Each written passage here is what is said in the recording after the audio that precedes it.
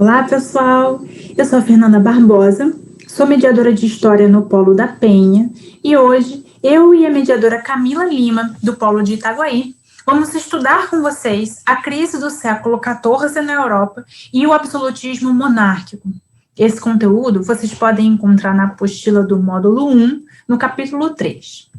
Bom, primeiro vamos nos localizar no tempo. Os temas de estudo da aula de hoje fazem parte do período da Idade Média. Esse período é dividido em duas partes, a Alta e a Baixa Idade Média, e tem como marco inicial a queda do Império Romano no Ocidente e como marco final a queda de Constantinopla, capital do Império Bizantino, e atualmente Istambul, capital da Turquia.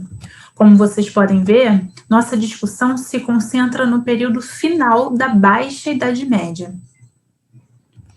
Nesse período, a sociedade europeia era rigidamente hierarquizada e dividida em estamentos, isto é, grupos sociais aos quais as pessoas pertenciam de acordo com seu nascimento.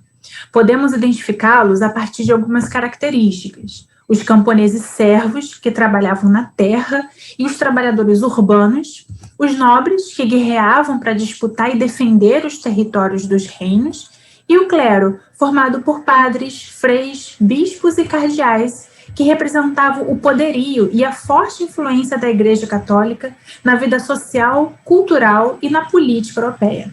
A maior parte da população era formada pelos camponeses, que estabeleceram relações de servidão com os nobres.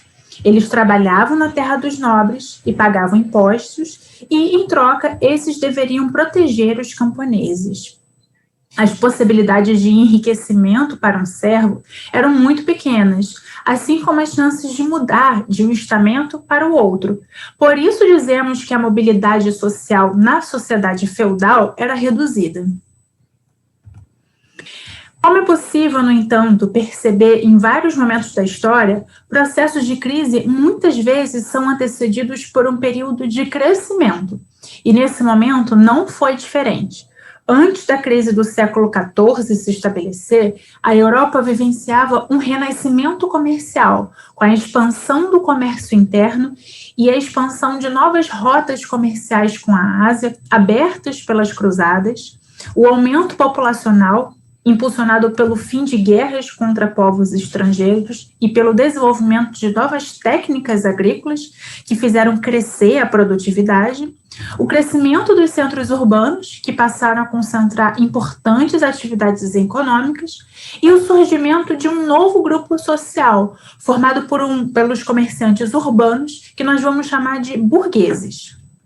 Nesse mapa, podemos ver como que as rotas marítimas abertas pelas cruzadas contribuíram para a criação de rotas comerciais entre a Europa, a África e a Ásia. Entretanto, já no final do século XIII, os primeiros sinais de crise começaram a ser sentidos. Isso porque o crescimento populacional gerou tensões sociais. Algumas famílias camponesas tiveram que cultivar terras pouco férteis e não conseguiam nem produzir alimentos para sua sobrevivência.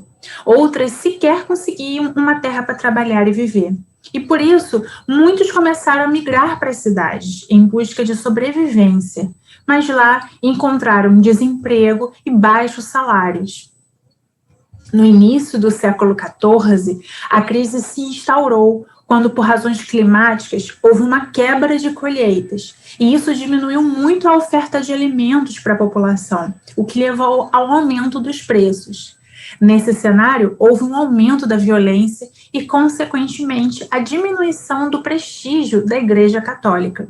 Assim, o século XIV na Europa ficou marcado pela fome, guerra e peste. Muitos trabalhadores na cidade e nos campos não tinham o suficiente para se alimentar, e a fome se fez presente, principalmente entre os anos de 1315 e 1317. Nesse cenário, já de dificuldades, a Europa viveu uma pandemia de peste bubônica que levou milhões de pessoas à morte, cerca de mais de 1/3 da população europeia.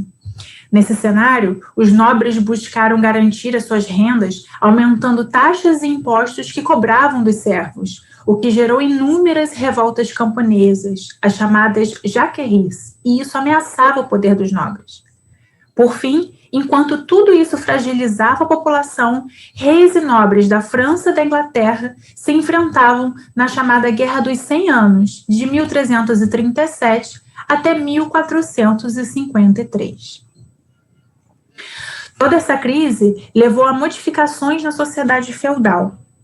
E antes da gente ver essas modificações, eu queria mostrar para vocês essa pintura que faz uma alusão à morte e à pandemia da peste bubônica, causada por uma bactéria presente na saliva de pequenos roedores, como os ratos.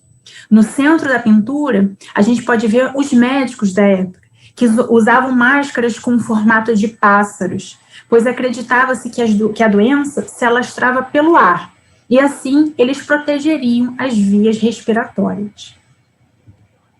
A crise levou a transformações na sociedade feudal. As duas principais foram o enfraquecimento da nobreza feudal, que perdeu muitas rendas com as mortes e com as revoltas dos camponeses, e o fortalecimento da burguesia, que num cenário de carência de alimentos e aumento dos preços, conseguiu aumentar os seus ganhos e se fortalecer socialmente. Tanto a nobreza quanto a burguesia buscaram, então, criar estratégias para manter ou ampliar o seu poder. E isso é o que nós vamos ver agora com a mediadora Camila Lima. Oi, pessoal, eu sou Camila Lima, mediadora do Polo de Itaguaí. Como nós vimos até aqui com a Fernanda, a Europa Ocidental vinha passando por uma profunda crise que transformou a sociedade feudal. Uma das transformações ocorridas foi o processo de centralização do poder político, que culminou com o surgimento das monarquias absolutistas nos séculos XVI e XVII. Vamos entender melhor esse processo? Em primeiro lugar, é importante dizer que a figura dos reis ou monarcas já existia na Idade Média, porém, eles exerciam sua autoridade em territórios restritos, dividindo o poder com os nobres feudais. Quando a fome, as guerras e revoltas e a peste bubônica assolaram a Europa, como dissemos acima, o poder dos nobres foi ameaçado e a centralização da autoridade nas mãos dos reis foi considerada um meio de manter a ordem social e hierárquica. Mas esse processo não foi rápido nem tranquilo. Enquanto alguns nobres, enfraquecidos pela crise feudal, reconheceram a autoridade do rei e se submeteram a ela para garantir seus benefícios e privilégios, outros resistiram a abrir mão de seus exércitos particulares e guerrearam contra o rei. A burguesia também se aproximou dos reis, ajudando a consolidar seu poder através de muitos empréstimos e administrando as finanças dos reinos. Mas por que seria de interesse da burguesia o fortalecimento do poder político do rei? Porque a burguesia enfrentava alguns fatores que limitavam seu crescimento. Muitas vezes havia leis e moedas diferentes dentro do reino, que dificultavam a circulação de mercadorias e o crescimento dos negócios. Por isso, a perspectiva de uma unificação política e territorial sob a mesma autoridade oferecia vantagens que levaram a burguesia a apoiar a centralização do poder político. Com o surgimento dos estados monárquicos sob a autoridade dos reis, as leis, impostos e moedas foram progressivamente tendo uma circulação nacional, o que colaborou para o crescimento do comércio e o fortalecimento da burguesia. Nas monarquias que se formaram, então, surgiram novas formas de administrar o Estado, através de uma burocracia responsável por fiscalizar todo o reino. Também ocorreu a formação de um exército profissional, que contribuiu para a melhoria da segurança do reino frente a ameaças externas e para o sufocamento de rebeliões e revoltas camponesas. O rei controlava o exército, intervinha na economia, criava e executava as leis. Por isso, dizemos que a centralização do poder monárquico gerou o absolutismo, um modelo de governo em que o rei tinha poderes soberanos sobre seus súditos, impondo sua autoridade em todas as áreas da sociedade. Não podemos dizer que o absolutismo foi igual em todos os países, porque os processos de centralização monárquica assumiram formas diversas ao redor da Europa.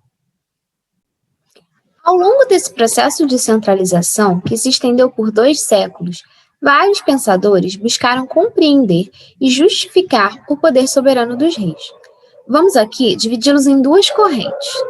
A primeira reúne os pensadores que explicaram o poder absoluto partindo da análise dos interesses do Estado, da natureza dos seres humanos e das relações sociais. Nicolau Maquiavel, que viveu na Itália entre 1469 e 1527, defendia que a concentração de poderes absolutos nas mãos do príncipe era a melhor forma de desenvolver um Estado.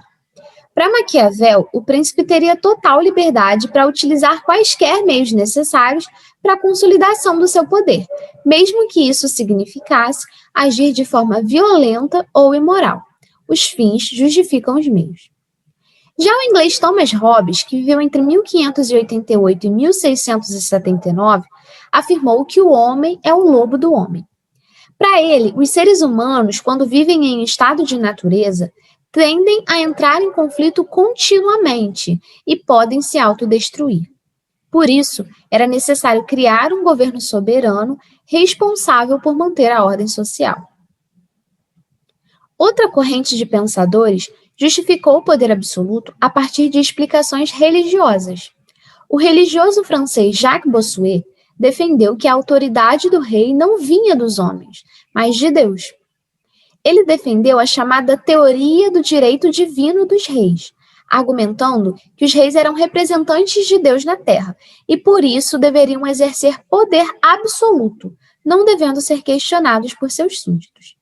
Bossuet viveu entre 1627 e 1704, mesma época que Luís XIV, rei da França, que pode ser considerado o exemplo mais clássico de um soberano absolutista. Este Luís XV ficou conhecido como Rei Sol, devido à maneira como exerceu o poder de um rei absoluto. Foi durante o seu governo que o gigantesco e luxuoso Palácio de Versalhes foi construído. Nele, Luís XIV reunia os nobres ao seu redor e apresentava um modelo de monarquia para outros reinos. Mas nem mesmo Luís XV podia fazer o que bem entendesse sem prestar contas a ninguém. Em uma monarquia absolutista, o rei também deveria equilibrar interesses e atender às demandas de seus súditos, para garantir o bom funcionamento do reino. Sem o trabalho dos camponeses, os impostos da burguesia e o apoio dos nobres e do clero, nenhum rei seria capaz de conquistar e manter seu poder. Por isso, era sempre necessário negociar com esses grupos. No século XVIII, as pressões sobre o rei aumentaram e abalaram as bases do absolutismo, como aconteceu na Revolução Francesa. Mas isso é papo para um outro vídeo. Não deixem de acompanhar semanalmente nossas videoaulas aqui no canal do PVS. Agora, vamos partir para a resolução comentada do nosso exercício. Nós temos uma questão da Universidade Estadual do Ceará, de 2014. A peste, a fome e a guerra constituíram os elementos mais visíveis daquela que ficou conhecida como a crise do século XIV na Europa. Como consequência dessa crise, ocorrida na Baixa Idade Média, alternativa A, o movimento de renascimento urbano foi iniciado e depois interrompido por mais de 3 séculos, reaparecendo somente na Revolução Industrial do século XVIII. Alternativa B, os camponeses, que estavam em via de conquistar a liberdade, voltaram a apoiar o sistema feudal por mais alguns séculos, como forma de superar a crise.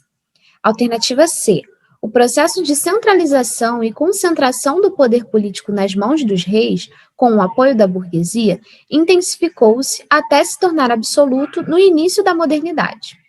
Alternativa D, entre as classes sociais, a nobreza foi a menos prejudicada pela crise, ao contrário do que ocorreu com a burguesia. Bom, a alternativa A está incorreta, porque o movimento de renascimento urbano, anterior à crise do século XIV, não foi interrompido. A alternativa B está incorreta, porque os camponeses atacaram diretamente o sistema feudal e o poder da nobreza, através de uma série de revoltas. A alternativa D também não está correta, porque a crise do século XIV prejudicou muito a nobreza, enquanto beneficiou grupos de comerciantes. Logo, a alternativa correta é a letra C, porque, como falamos na aula, o apoio da burguesia foi fundamental para o processo de centralização política nas mãos dos reis. Então é isso, pessoal. Em caso de dúvidas, procurem o mediador do polo de vocês.